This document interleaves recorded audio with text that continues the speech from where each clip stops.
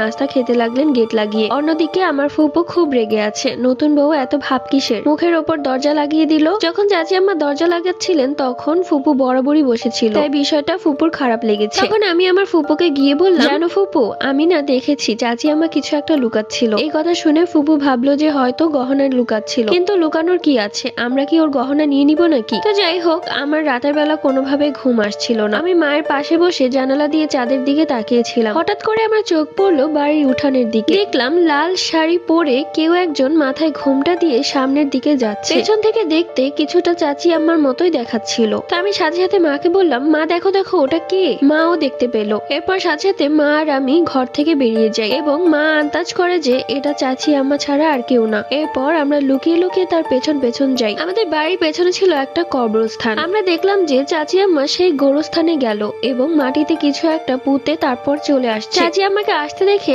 আমরা সাথে সাথে ঘরে চলে আসি। পরের দিন সকালবেলা চাচি আম্মা ফুপুকে বিষয়টা জানালো। এরপর ফুপু সহ সবাই মিলে চাচি আম্মাকে উঠানে ডাক দিল। চাচি আম্মা আসলেন। আমার মা জিজ্ঞেস করলো, গতকাল রাতে তুমি গোরস্থানে কেন গিয়েছিলে এবং সেখানে তুমি কি পুঁতে এসেছো? চাচি আম্মা হাসতে লাগলেন। আমার ফুপু বললেন, সত্যি করে বলো, আমাদের উপর কালো জাদু করছো না তো? পার্ট 2 লাগবে? কমেন্ট